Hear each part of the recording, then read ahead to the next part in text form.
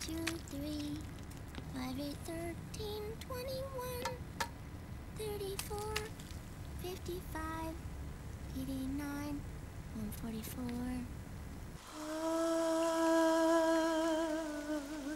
C'est mad.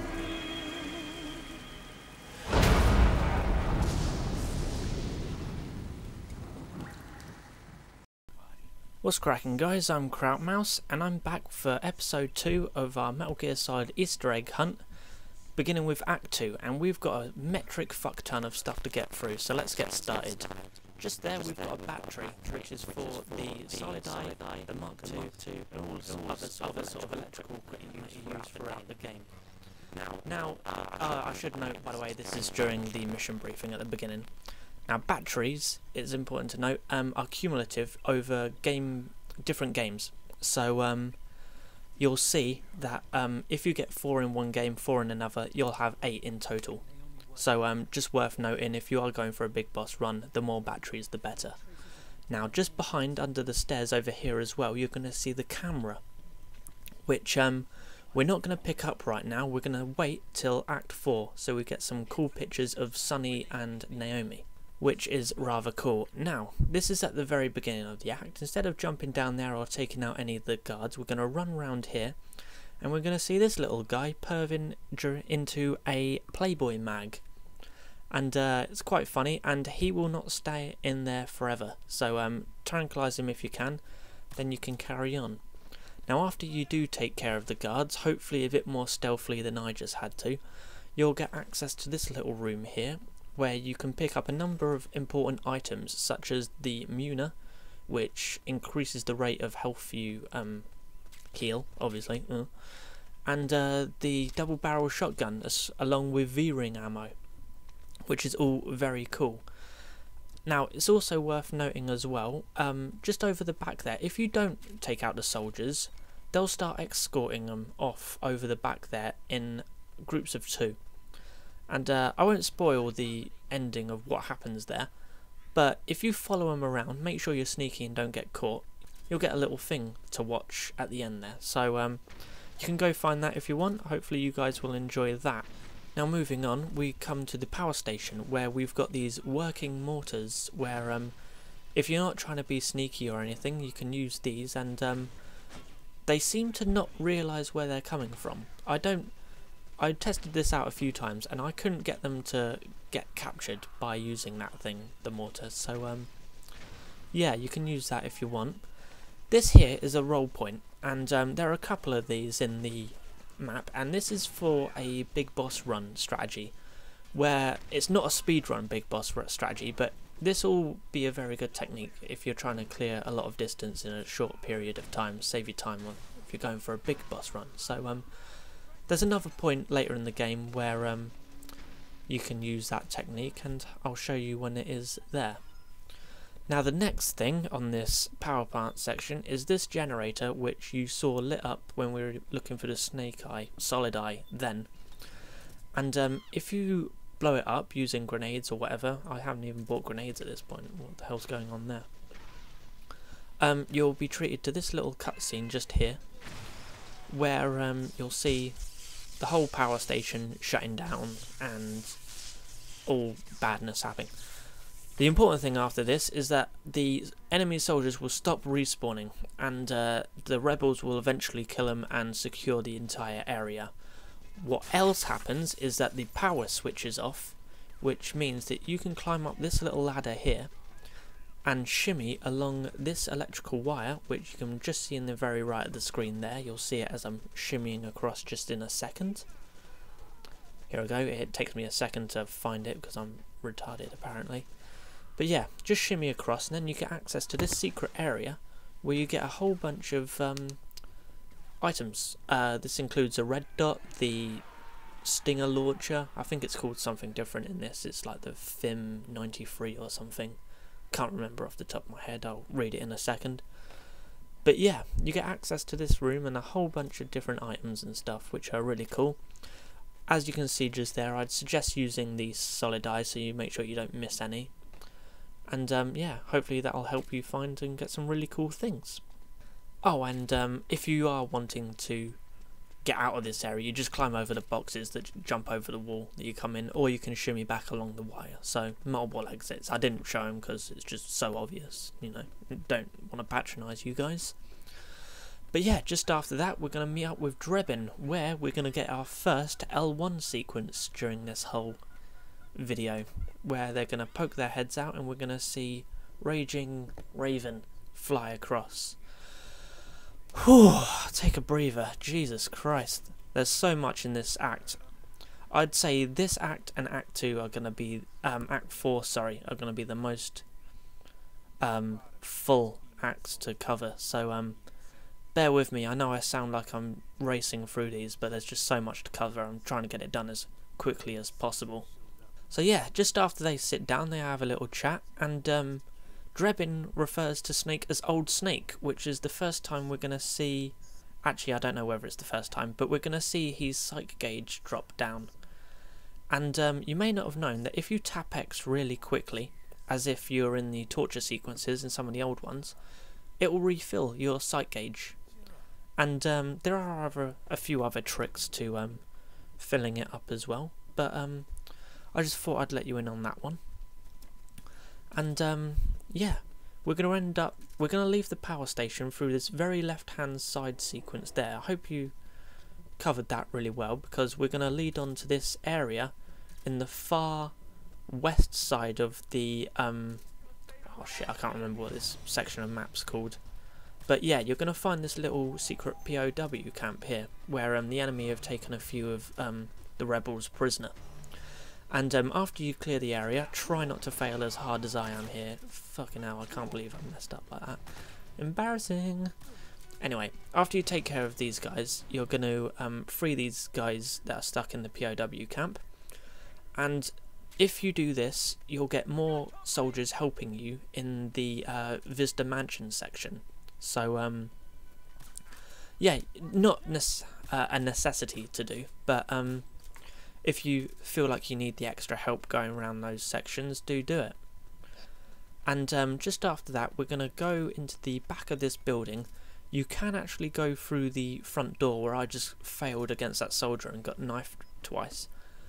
But there is another entrance underneath these floorboards. If you are trying to sneak around and avoid the soldiers, you can come in it this way.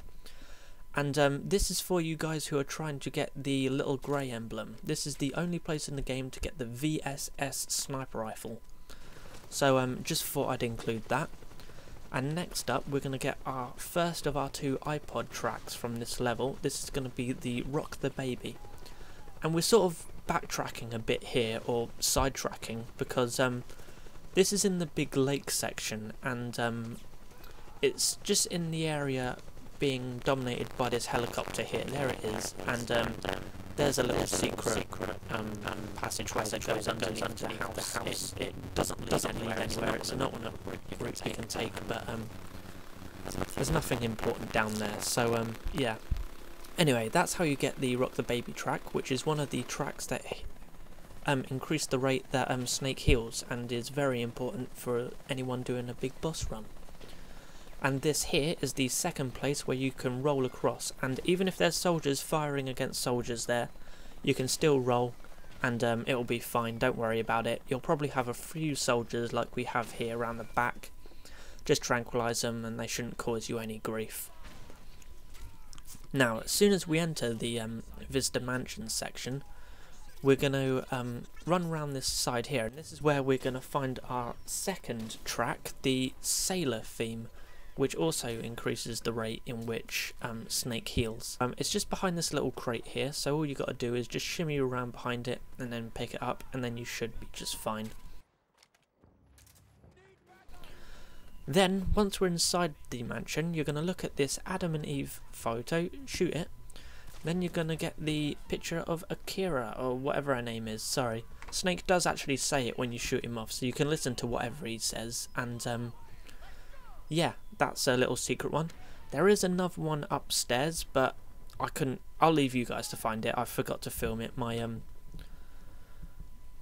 capture messed up a few times during this, so yeah, I missed doing it, and to be honest, I just forgot to go back. So yeah, the next thing we are gonna film, however, is going to be the L1 sequences during this video where we're crawling up to Naomi. There are about 4 or 5 L1 sequences, and this is the first time you're going to get an L1 shot, actually 2 L1 shots, where the prompt doesn't come up. These are secret ones.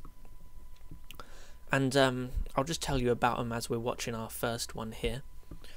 The first secret one is the one I filmed, and it's when Naomi sits on the bed and Snake's going to fumble around with a cigarette and drop it on the floor. Now after he does that, you can press L1 and you'll look from his perspective, and if you look to the side and look at Naomi, I guess you're trying to look up her dress or something, you'll actually get a psych gauge increase if you haven't done the tap X thing. So it's another way of doing that. And there is another one of them, which is also another psych gauge increase, when Naomi is on her knees in front of Snake, and she says something along the lines of, "I've got something to tell you." So that's the second one. Unfortunately, I didn't film it. I'm sorry. Trust me, it does happen. And yeah, I hope you enjoyed it. Now, I don't know if you saw it back then. Sorry, I'm racing through these really quickly. I turned off Snake's camo during a cutscene. Not sure if you knew you could do that, but if you shake your controller during a cutscene, it will switch off Snake's camo and switch it back to the sort of default setting. That's a quick way of doing it in-game as well, but I'm not sure whether you knew whether that would happen during cutscenes as well, so I thought I'd include it there. So, just as we're watching the last L1 cutscene here, which is Snake going into the what is it called? The CRV machine? No, that isn't right at all. I can't remember what it's called. CAT scan machine.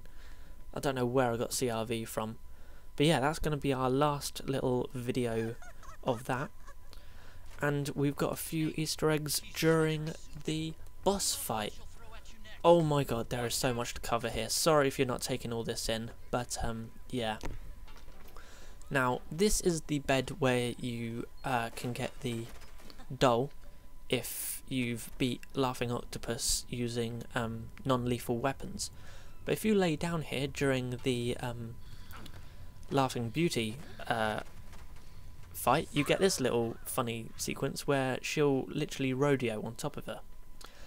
And the second secret during this is the obvious songs that you can play during it. Actually, not just the one song. I'm not even going to try and pronounce that song, but I'll put it in the description in case you don't know what it is. But yeah, this song, and she'll start dancing right in front of you. And if you play that in any other point and press start, you'll see Sunny dancing inside the Nomad. So yeah, that is something awesome that I thought I'd include there. Now, finally we're on to the tracking section, and this is Easter Egg City. There are probably the largest assortment of Easter eggs in this section, where the first one is going to be this guy pissing over the edge there, and I don't know what this guy was drinking, but seriously, he will just carry on pissing forever. I never saw him stop when I was stood there, and I've cut this down. So yeah, that's hilarious. If anyone sees the end of him pissing, do let me know and just how long it took. The second Easter egg in this section is going to be this guy, and if you sneak up next to him, and I figured out during this clip that you have to actually go past him onto the other side, because I'm here waiting here like an absolute twat, waiting for this to happen, and it just wouldn't. So yeah, you need to go past him, and then you'll get this funny little piece of dialogue here. He's here. I can smell him. He's about 50 meters dead ahead. So apparently he can smell Snake. So yeah, literally just after you walk straight ahead, you're going to get our second little Easter egg of this section. And it's going to be just after you take that guy out, you're going to head over to the left here, and you're going to get this cool little crop circles where you're going to get another little audio Easter egg. Something happened to me last Thursday when I was driving home. I had a couple of miles to go. I looked up and saw a glowing orange object in the sky to the east. It was moving very irregularly. Suddenly, there was intense light all around me. I came to. So yeah, that's a nice little homage to MGS2. And Otacon, I don't know whether Otacon can hear that, but he says, that's weird. Not the mysterious voice or the crop circle, but no, his footprints have been missing. Perhaps she got abducted. Anyway, moving on, we're on to the next guy. When you see that guy messing around with that claymore, come over to the left here and you're going to find this little handprints. And these are the handprints of every maker of the game. I don't know if it's Emmy, but it's the main production team. And make sure you do lay on it like I do there, so you get the handprint camouflage. And if you want, you can register the camo there, so you can get it at any point. It's a really cool little Easter egg, and I'm glad they put this in there because it's awesome to see the makers on there. And I think you can use the binoculars to zoom in and have a look. But yeah, it's really awesome, and I'm glad it's in there. So, this is our final clip here, and this is the room with the Naomi radio. And if you've stuck to the beaten path, you shouldn't have even stumbled across this. But if you've strayed away, you might accidentally stumble across it.